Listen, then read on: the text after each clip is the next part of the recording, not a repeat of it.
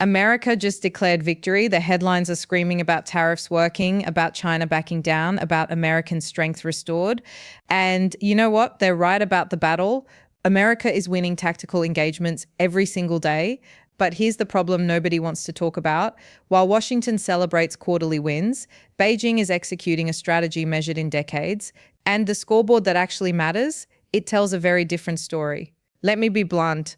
I've spent the last 15 years watching this competition up close, talking to policymakers on both sides, sitting in boardrooms in Shanghai and Washington. And what I'm about to show you isn't speculation. It's the documented pattern of how China turns American victories into Chinese advantages. By the end of this video, you're going to see 3 distinct systems that reveal why tactical wins don't matter when you're losing the strategic war. Here's what most analysis gets completely wrong. They treat the US-China competition like a boxing match, round by round, punch by punch. Who won the trade war? Who's ahead in semiconductors? Who controls more shipping lanes this quarter? But that framework is exactly what China wants you to use. Because while you're counting punches, they're rebuilding the entire ring. The framework I'm going to show you has 3 interlocking systems. First, the time horizon trap, where China weaponizes patience against democratic election cycles. Second, the infrastructure occupation strategy, where losing money today buys irreplaceable position tomorrow. And third, the standard sovereignty game, where the real victory isn't selling products but writing the rules that govern them. Let's start with the time horizon trap, and I want you to see exactly how this plays out with real numbers. It's March 2018. President Trump announces steel and aluminum tariffs. The stock market loves it. US steel production increases by 6.2% that year. Politicians declare victory, American manufacturing is back, and technically they're correct. In that 12-month window, America won. China's steel exports to the US dropped by 23%. Jobs returned to Pennsylvania. The scorecard looked great. Now let me show you what was happening on the other side during that same victory lap. While American steel mills were ramping up production for the domestic market, China wasn't fighting the tariffs. They were quietly signing 47 separate steel supply agreements across Africa and Southeast Asia. Not for 2018, for 2025 through 2040. They were losing the American market intentionally, taking the hit, absorbing the pain, and using that exact moment of weakness to lock in infrastructure deals across 3 continents. Here's the specific number that matters. In 2018, when US tariffs hit, China's steel production capacity was 928 million metric tons. By 2023, it reached 1.07 billion metric tons. They didn't scale back, they scaled up because they weren't playing for market share in year 1. They were building permanent dependence. A senior trade negotiator told me something off the record that stuck with me. He said, "We measure success by what changes in the next election. They measure success by what's irreversible in the next generation." That's the time horizon trap in one sentence. But here's what makes this truly devastating. It's not just about patience. It's about exploiting the predictable rhythm of American politics. China knows that every 4 to 8 years, US policy will shift. Not might shift, will shift. So they design strategies that survive policy changes by becoming infrastructure. Think about what that means in practice. When America wins a trade battle, that policy lasts until the next administration, maybe 2 if you're lucky. When China locks in a port operator agreement or a 5G network installation, that's a 25-year contract with renewal clauses. The American win expires, the Chinese position compounds. Let me give you the exact mechanism of how this works, because this is where most people lose the thread. Stay with me, because what comes next is the part that should genuinely worry you. China doesn't just play a longer game. They've built a system that converts American tactical victories into strategic dependencies. And the second system I'm going to show you reveals exactly how they do it at scale. So here's the second force at work, and this one operates completely differently. I call it the infrastructure occupation strategy, and it's based on a principle that sounds insane by Western financial logic: intentionally lose money for years to occupy space that can't be taken back. Let me show you exactly what this looks like with numbers that most analysts completely ignore. The Belt and Road Initiative, you've heard about it. Maybe you've seen the criticism, the debt trap accusations, the projects that look economically irrational. And here's where conventional analysis goes wrong. They evaluate these projects using return on investment timelines that matter to shareholders and voters. China isn't using those metrics. They're using positional occupation metrics. Take the port of Hambantota in Sri Lanka. Western media loves this example. Sri Lanka couldn't repay the loans, so China took a 99-year lease on the port in 2017. Everyone screamed debt trap diplomacy, and on a spreadsheet looking at loan repayment, it looks predatory. But let me show you what that transaction actually bought. That port sits 10 nautical miles from the world's busiest east-west shipping lane. Every single day, 200 to 300 ships pass by, carrying goods between Asia and Europe. China now controls refueling, repairs, and logistics for that corridor for the next 99 years. The loan was $1.3 billion. The strategic position? Irreplaceable at any price. Here's what nobody tells you about these deals. China isn't measuring success by whether Sri Lanka repays the loan. They're measuring success by whether anyone can remove them from that position before 2116. And the answer is no. You can't unbuild a port, you can't relocate a deepwater harbour. You can't replicate decades of operational integration. Now multiply that single example by 147 countries. As of 2023, China has active Belt and Road projects in 147 nations with a combined commitment of over $897 billion. Not $900 billion, the exact tracking shows $897 billion. And here's the part that should terrify Western strategists. 68% of those projects are infrastructure that has a physical lifespan of 50 to 100 years. When I was in Djibouti last year, I saw this firsthand. China built their first overseas military base there in 2017. Right next to it, a Chinese-built port, a Chinese-built railway to Ethiopia, and a Chinese-built industrial zone. The US has Camp Lemonnier literally 8 miles away, our most important African base for counterterrorism. We've been there since 2001, but here's the difference. American presence depends on annual defense authorization bills and security agreements that get renegotiated. Chinese presence is embedded in the concrete infrastructure that runs the country's economy. A Djiboutian official told me very directly, America asks us to choose sides. China builds the roads we drive on. That's not a choice, that's a dependency. If you're finding this valuable, hit that like button because this connects to something even bigger, and I'll show you in a minute. The infrastructure occupation strategy works because of one brutal fact about the modern economy. Whoever controls the physical networks controls the flow, not temporarily, structurally. Let me give you the numbers on how fast this occupation happened. In 2000, Chinese companies operated 3 overseas port terminals. By 2010, that number was 29.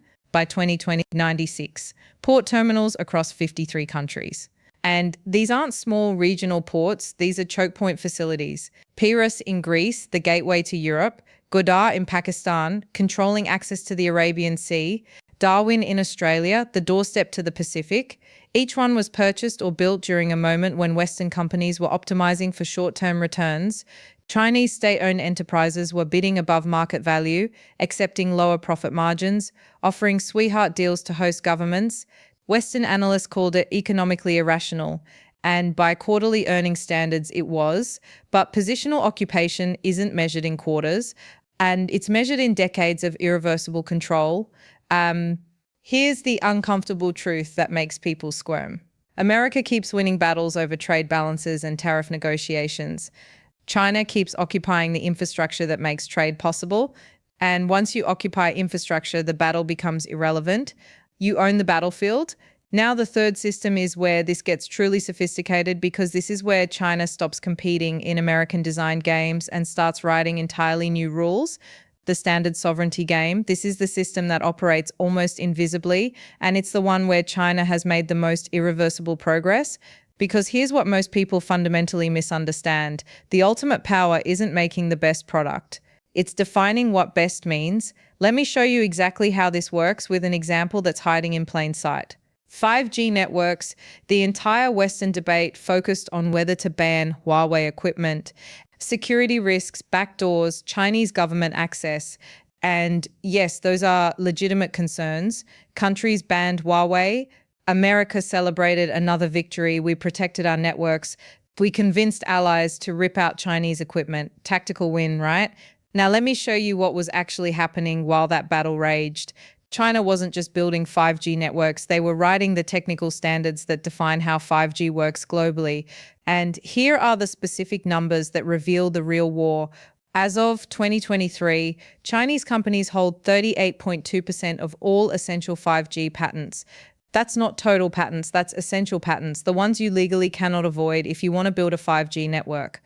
Samsung holds 12.9%, Qualcomm has 11.2%, Nokia sits at 9.3%. The entire European Union combined, 24.6%. China alone holds more essential 5G patents than all of Europe.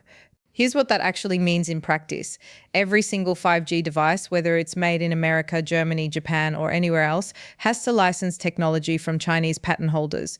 Even if you ban every piece of Chinese hardware, you're still paying Chinese companies for the standards that make your equipment function. You didn't just lose market share, you lost sovereignty over the technical architecture of the next generation of communications. And you can't tariff your way out of that. You can't sanction your way out of that because the standards are already set, already deployed, already embedded in 1.7 billion devices worldwide. A senior European telecom executive told me something that perfectly captures this. We won the battle to keep Chinese equipment out of our networks. Then we wrote the check to Chinese patent holders anyway. We paid more and got less control. This is the part that should terrify you because 5G is just one domain. Let me show you where else this is happening. Electric vehicle charging standards. China's GBT standard is now deployed in 47 countries. Digital currency architecture. China's digital yuan isn't just a currency, it's a technical standard for how digital transactions are authenticated and tracked. Facial recognition protocols. Chinese companies have submitted 217 technical standards proposals to the International Telecommunication Union in the last 3 years. The US submitted 58. Here's the pattern you need to see. America fights to protect markets. China works to define standards. And standards are forever. Once a technical standard becomes embedded in global infrastructure, reversing it requires replacing trillions of dollars of equipment and retraining millions of workers. It doesn't happen.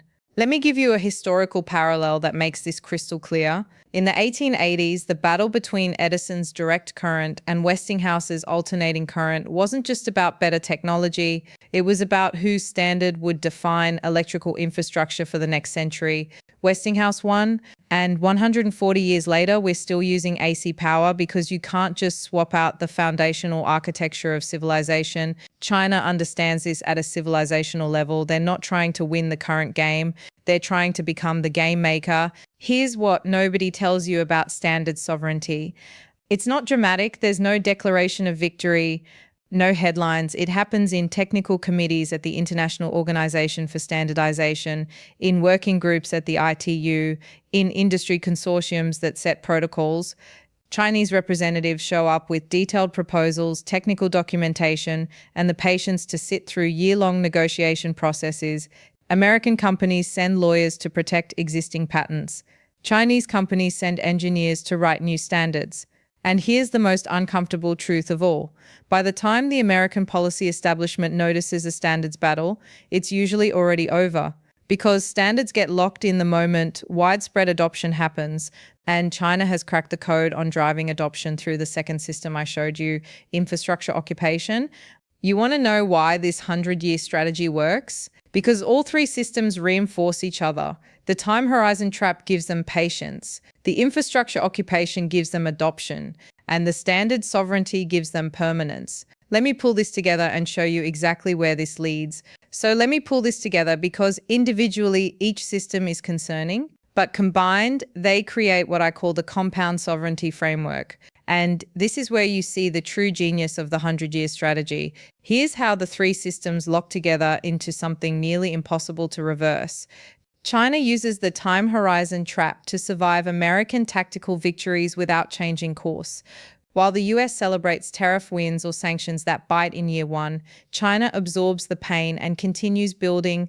That patience enables the infrastructure occupation strategy because you can only bid above market value and accept losses for years if you're not accountable to quarterly earnings or election cycles.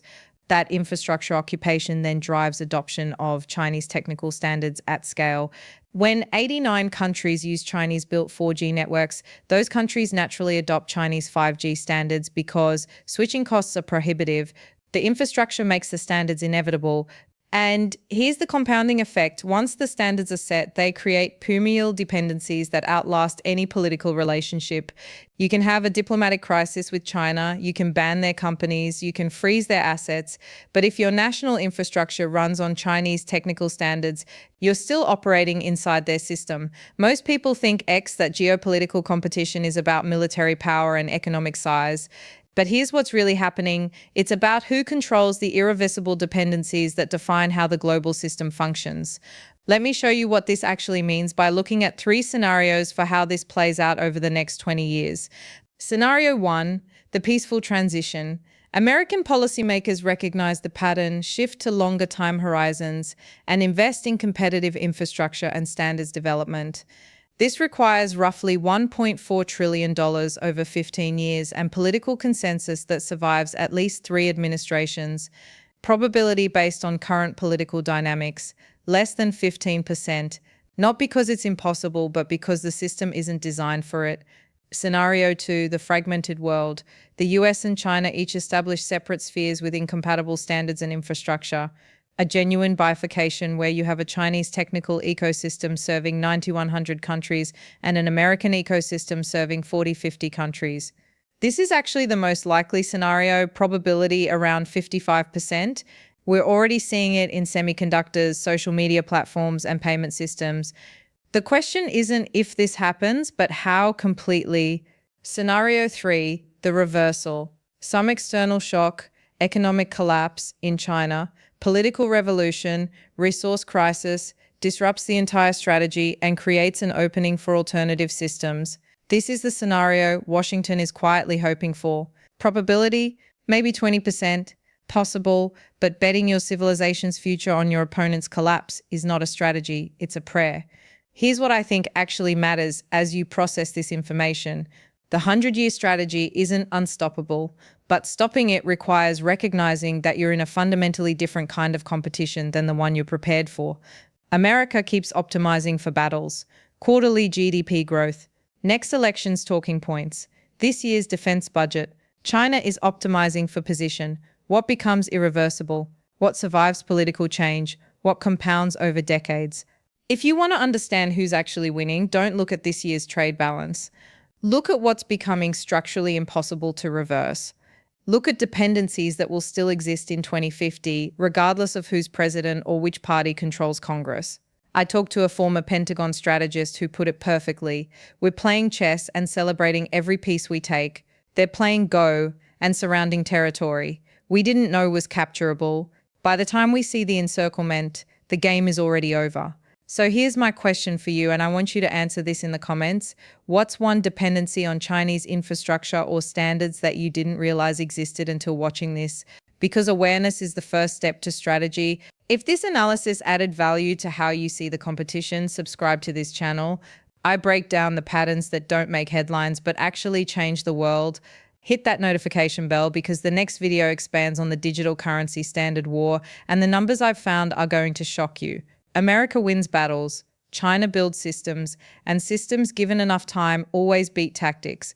The question is whether we figure that out before the board is set.